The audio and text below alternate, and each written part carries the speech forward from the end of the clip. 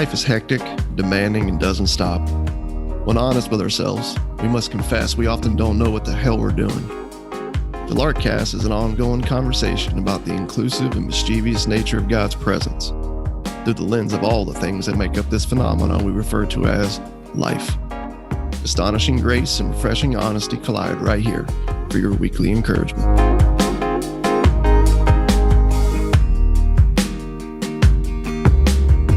Welcome back to the Larkcast.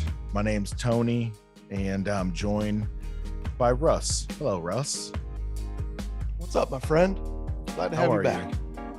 What are you drinking there? You got some coffee? I do. There's a new coffee, man, that just came out by Blanton's, and it's good. It's good stuff. So is it barrel aged Blanton's coffee? Blanton's makes it, or somebody put their beans in a Blanton's barrel? I think it's just a coffee made by Blanton's. Nice. Yeah. Do you have the Blanton's soap too? Do you wash your body with the Blanton's soap? No, I don't have the soap. And they say it's coffee. I mean, it tastes like bourbon, but they keep saying it's coffee. That's awesome. Oh man. Well, I appreciate Jameson jumping in. I took the weekend off through Labor Day, which is my birthday weekend. We went up to Louisville, me and my wife Pam. It was either go away with Pam for a weekend or have like 100-person party at my house. And I don't know, man. I was just like in this weird place of like not feeling like throwing a party, which is very like rare for me. So we go up there, grandma's got, everything covered back at home, and it was good, dude. It was fun. Our Airbnb was in Germantown. We hit up a bunch of spots over there and got to visit the Heaven Hill distillery. And I know you know this, but Old Fitzgerald and Larceny is in the Heaven Hill portfolio. And so is Elijah Craig. Dude, I learned something crazy. Elijah Craig was a Baptist preacher, bro. Really? Yeah, dude. Think about that. Here's this Elijah Craig, this old Baptist preacher. He was a crazy entrepreneur, like infrastructure in and around like Louisville with all kinds of different stuff, man. But yeah, he started that. But the highlight of the trip for me, obviously, like, spending some time with Pam, but in terms of like things I consumed. Okay. In terms of things I consumed, we sat at the bar at the Heaven Hill Distillery, and I got a flight of Old Fitzgerald, 13-year, 16-year, and 17-year. I'm not going to say how much I paid for said flight on this podcast. I'm not gonna talk about that, but it was delightful. Dude. Well, happy belated birthday to you. I know I already told you happy birthday, but from me and all of our fans on the Larkcast here today, happy 50th, bro. I appreciate that. I'm freaking looking good for 50, dude. What are you now? Seriously, what, 42? 42. Yep. Man, and I'm 2 or 3 years behind you. Like 2.5, I think. Yep. Yeah, I'll be 45 early next year. Yeah. Yep. So there's part of the year you're 3 years older than me, and then part of the year you're only 2 years. But the whole year I look younger. That's what's weird. No, absolutely, man. Absolutely. 100%. 100%. But I love September. Like, I don't know if it's because it's my birthday, like my birthday month, or the kickoff of fall, because I just love fall. Seriously, I do. Like, this is like, of course, it's like different for you because it's like, oh yeah, all you guys are drinking pumpkin spice lattes and wearing sweatshirts, and meanwhile it's 100 degrees in Southwest Florida. So like fall just like passes over you. You're like, fall, like I know is summer director's cut with deleted scenes, extended edition. Yeah, down here we always tell people we have summer, light summer, we call that fall. Quick little break of summer, and then summer again. Yeah. Yeah, it's But no, man, I dig the fall. Of course, we've lived my family in Asheville for 13 years. So we got to experience all that. And then Chicago for 4.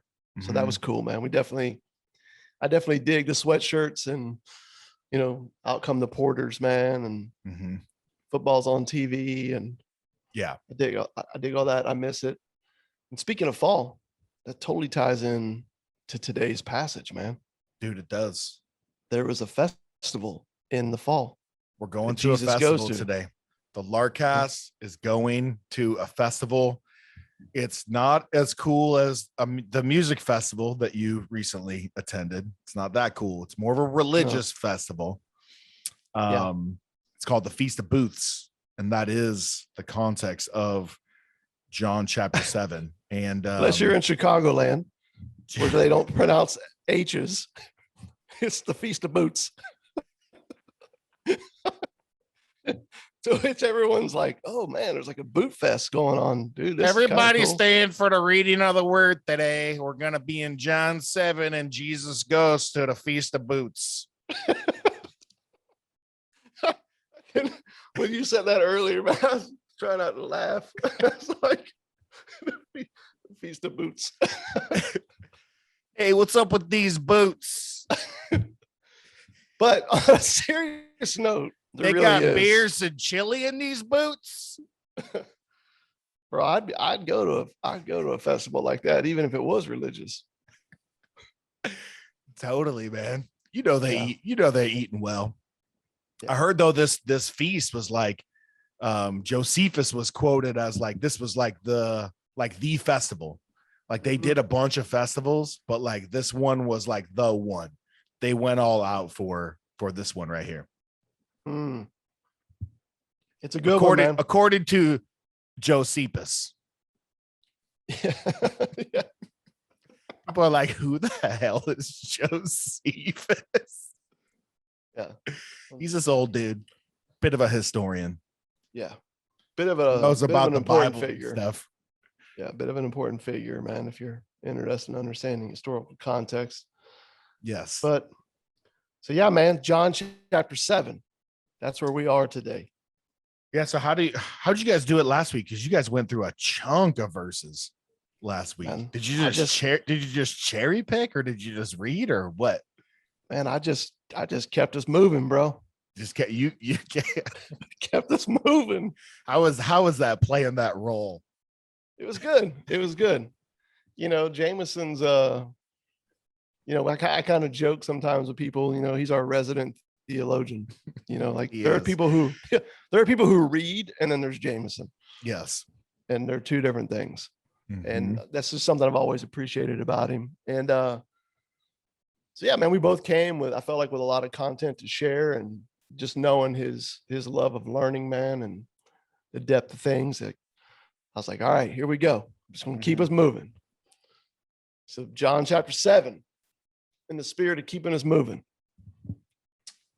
Are you going to read, or you want me to? Well, you read better than me, man. So go ahead. Whenever you feel about time you acknowledge that. Well, I was lying, but keep going. Where you feel like hit that pause button, or if I'm like, stop there, because there's some nuggets in here for us. No, for sure. I'm just going to read the first 13 verses, then we can go back and chop it up. All right, let's go. Okay. After this, Jesus went about in Galilee. Stop. Chapter 7, verse 1. After this, Jesus went about in Galilee. He would not go about in Judea because the Jews were seeking to kill him. That's one heck of a way to kick off a chapter. Yeah. Oh, by the way, these guys, they want to kill you. Yeah. Now the Jews' feast of booths. Oh yeah, wait, sorry. There's an H in there. Now the Jews' feast of booths was at hand. So his brother said to him, "Leave here and go to Judea, that your disciples also may see the works you're doing. For no one works in secret if he seeks to be known openly. If you do these things, show yourself to the world." For not even his brothers believed in him. Jesus said to them, "My time has not yet come, but your time is always here. The world cannot hate you but it hates me because I testify about it that its works are evil. You go up to the feast. I am not going up to the feast, for my time has not yet fully come. After saying this, he remained in Galilee. I'll just go ahead and pause there. Dang, dude. So we got a feast at hand. It's a big deal. Everyone's making plans to go. And the context here is Jesus knows what's going on. He knows that there's a price on his head. And he gets into this conversation with his brothers about his plans and their plans for the festival. Now, I don't want to read too much into the text here, but because John says, the first thing he says is these guys are looking to kill you. Okay. Yep. And then he says not even his brothers believe in him. Yep. But his brothers are encouraging him to go. Yep. If I'm just doing the math here, it's almost kind of like a Joseph and the Amazing Technicolor Dreamcoat kind of a thing going on. Yep. Yep. Hey, what's your plans this weekend, Jesus? I don't know. I think I'm going to stay home. Oh, you're not going to the festival? Yeah. I heard these dudes are trying to kill me. Well, you know, if you really want to grow this thing, if you really want to get more followers, you can't be really messing around in these little towns. You got to go to the city. You're going to probably have to make an appearance at the festival. Maybe multiply some fish, some loaves of bread, you know, do the magic, do the thing so everyone can see just how great you are. Why don't you go to the festival, Jesus? Have yourself a time. Bro, literally says right here, man. And in verse 3, leave here. You should go to that place that you're afraid of where they're trying to kill you. You know, I love this quotations, that your disciples may see the works that you are doing. Right? That they don't throw themselves in the camp. That your disciples, that the people that are following your teaching, can see the works that you are doing. By the way, they've already seen this. I mean, they just watched him feed 15,000 people with 3 loaves of bread, and then also watch him walk on the water. Oh, by the way, also he made buckets and buckets of the best wine people ever saw. Right. From nothing, from water. Yeah. So I'm just saying, like, these guys seem to be a little testy. And I love that point that you made, which, you know, it does say here. He's like, they're like, yeah, nobody works in secret, man, that, you know, is trying to lead a revolution. Like, you got to get out there, man. You got to get viral, bro. I wouldn't go so far as to say like his brothers were wanting to kill him, but they certainly seem to be in a place where they were okay if it happened. Mm-hmm.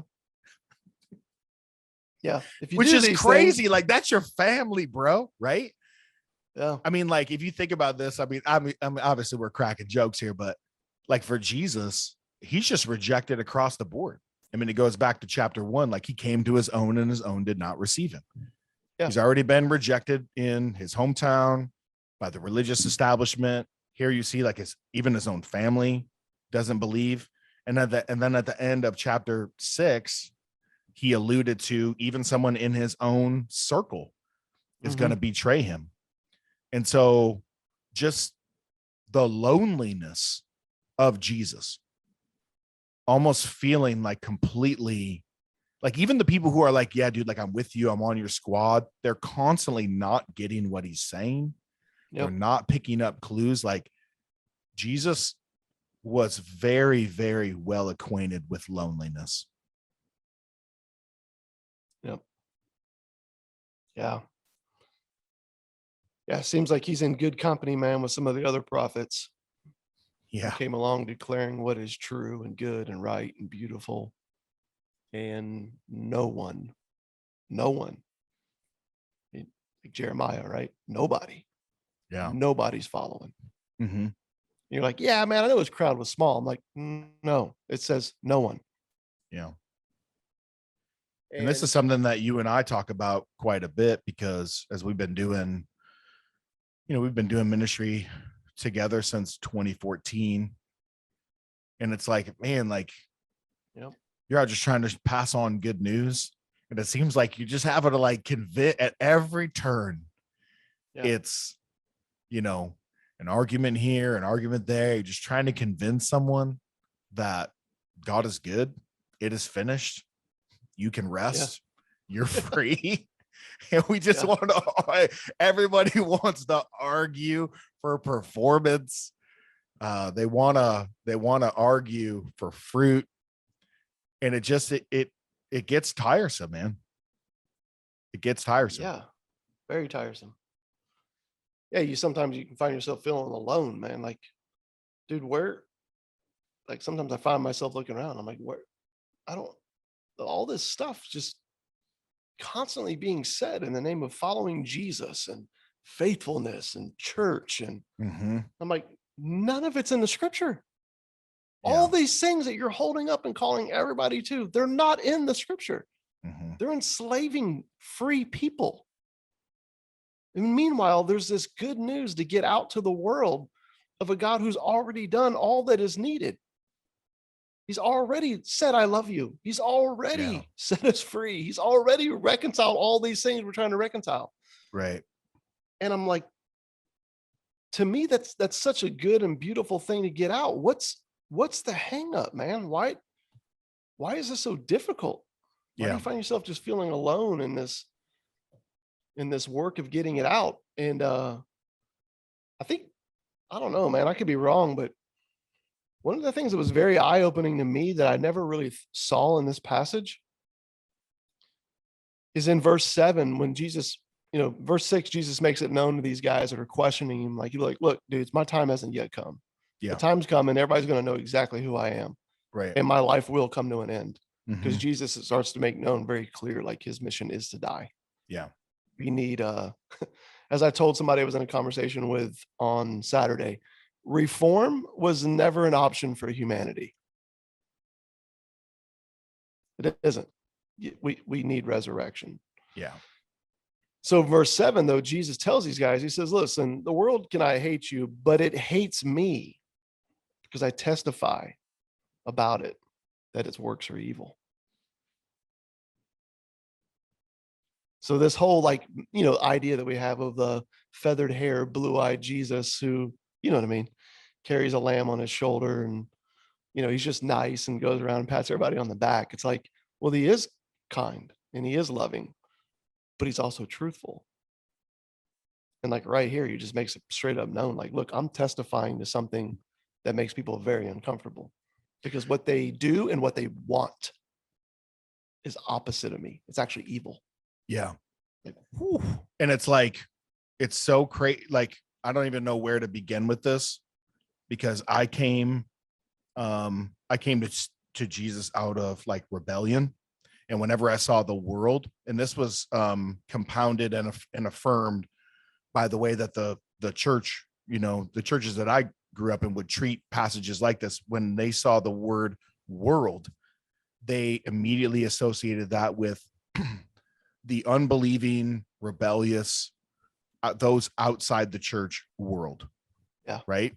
And so Jesus is testifying that their works, their boozing and sleeping around and their tax evasion and their voting wrong and all these things, all these gambling evil, fools, right? Are always at barstool.com, right? Are evil.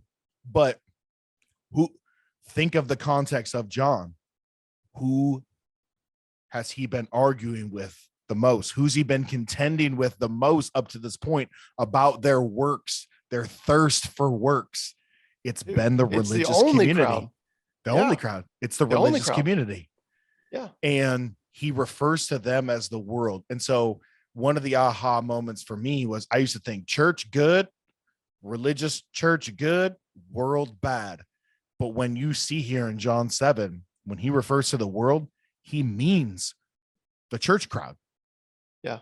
He's telling them, those who are thirsty, those who think their works are doing anything, those who are so obsessed with works that it's not your works. And in fact, your works are evil, as you're going to see later on, as Jesus breaks down this argument for these guys who are so obsessed over the fact that Jesus healed a dude on the Sabbath. They're still on that. Yep. Your obsession with works is creating a moral dilemma for you, and your works are actually evil. your love of works, your Yes. desire to do the works, and the works you do are evil. There's no such thing as imperfect obedience. That's what I was saying earlier. Like, reform was not an option. Yeah. So these people who are holding up this righteous law are completely ignoring what righteousness actually means, what it demands. And instead of like rejoicing in the one who's in front of them and in what he's saying, they're just straight opposing him, man, at every turn. Yep. No, absolutely. All right, let's just move on here. Last we saw in 9, Jesus is a no-go on this festival. But now things change. Moving on. Verse 10. But after his brothers had gone up to the feast, then he also went up. So now he either changes his mind or he doesn't want to go up in the way that they want him to go up, with all the right in the center spotlight, whichever one you want to say. It's kind of funny reading the commentaries, like the fact that maybe Jesus had a change of heart or a change of mind is not like, we don't even touch that. It's like, no, well, of course not. Of course he can't change his mind. He can't change his mind. That's impossible. He's how not very fully human. Yeah. Yeah, it's almost like they're saying to Jesus, if a revolution is your aim, then being visible is your plan. Yeah. And he's going, yeah, I hear what you're saying. I'm going to go. I'm going to change my mind here. But it's going to be very different than what you think or expect. Right. Yeah. So either A, I'm not going to go up in the way you want, or he's like twiddling his thumbs and he's like, damn it. Like, he just can't help himself. He can't help himself. He is a man who needs to spread the good news of what God is actually like. He's like me in a Facebook argument. Yes. That's actually a very, very good example. You're like, you wake up in the morning, you're like, you tell yourself one thing. You're like, Russell, do not get into an argument on social media today. You're waking up the whole way. You're getting to go coffee in your mind over and over again. Not going to get into an argument today. Not doing it. Hour later, you see one thing. Bam. Yeah. Some Christian leader spouting out something that's completely opposite of what Jesus said. 1,000 people going, amen. And I'm like, somebody has to say something. Yes. So hold on to that, because that's going to come out even later. So anyways, he decides to go up, but not publicly, in private. So he goes up in his own way. He wants to low key. It's kind of his plan. We'll see how well that works out for him. Verse 11, the Jews were looking for him at the feast. So they were expecting him to come. Again, this is a huge deal. This is like the festival of festivals. Everyone's going to be there. They're expecting him to be there. 11, the Jews were looking for him at the feast, saying, where is he? And there was much muttering about him among the people. Some were saying, he's a good man. Others were saying, no, he's leading people astray. Yet for fear of the Jews, no one spoke openly of him. Man, think of the control these dudes have, man. It's crazy. Yeah. It's crazy. You think like, oh, these are, these like religious twerps or whatever. Like, it's no big deal to stand up to these guys. Dude, everybody was afraid of these guys. Everybody was. And just to be clear, you see the same thing today. Sure. Dude, I'm just saying it out loud, but for over 20 years, I've watched people see something that is astray from what Jesus is saying, watching it being handed down from leaders, and then watching people like refuse to even speak about it, man. So I know we look at this like, yeah, man, that's just so crazy how people were like that back then. But I'm like, we know this fear. Yeah, for sure. 14, about the middle of the feast, Jesus went up into the temple and began teaching. Well, so much for I'm not going, and now I am gonna go, but I'm gonna go privately, so no one knows that I'm there. Dude, 6 verses later, this dude's up in the temple speaking and teaching. Yeah, I'm telling you, he's like he's sitting there going, seriously, this is the Facebook post. Exactly. And he can't help himself, man. He's got to say something. No, I mean, like, go back to, flipping the tables, Yeah. zeal for the Lord is going to fill this place. And he's just, man, he's passionate.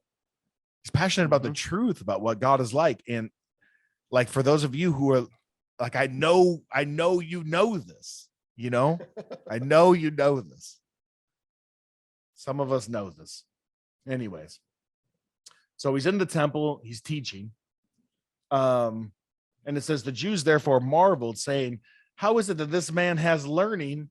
He's never even studied under a rabbi. This dude's never even gone to seminary. How can he be breaking things down like this? He doesn't have an MDiv. He doesn't have a doctoral degree. Doctorate. You can tell I don't either. Sometimes you could just say PhD. PhD. Man, I'll tell you, these Jews got a PhD. They got a player hating degree. Yes. Faux show.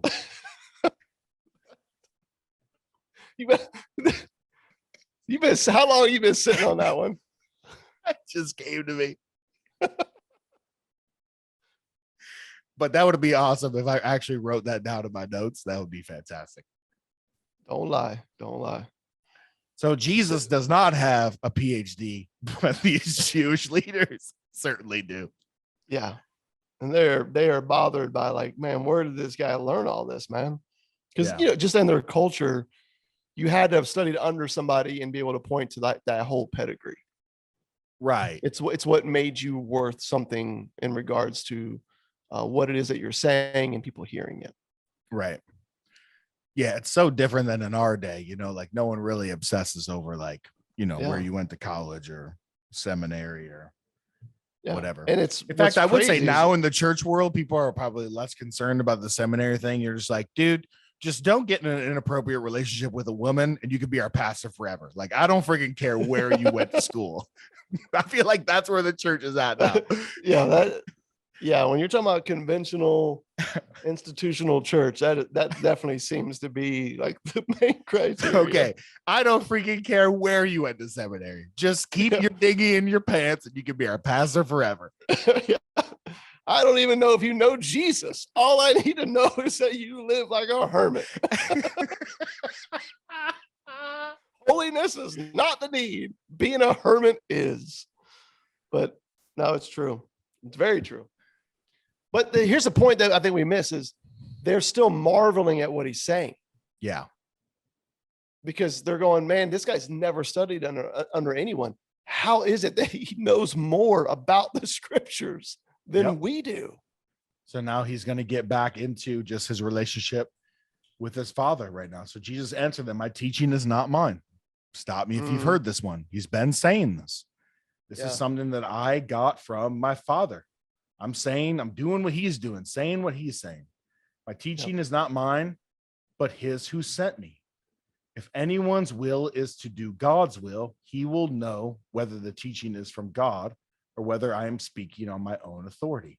The one who speaks on his own authority seeks his own glory, but the one who seeks the glory of him who sent him is true, and in him there is no falsehood. I'll pause there because he's about to get into his epic takedown. Yeah. I think you already hit on it. He's already made this known over and over and over. He is one with the Father. He is God in the flesh. He is the Messiah. He speaks of what the Father is saying. That's why what he's saying is beyond anything they've ever heard. And as frustrated as they are, there's no rebuttal other than who taught him this?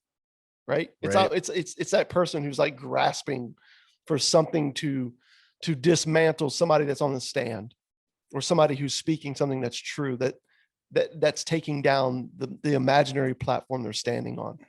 When you can't combat what is true, you try to combat the individual's character or where they went to school or where they're from. And that's the same thing that these guys do. Yeah. So like, it's a telltale sign that you've been owned.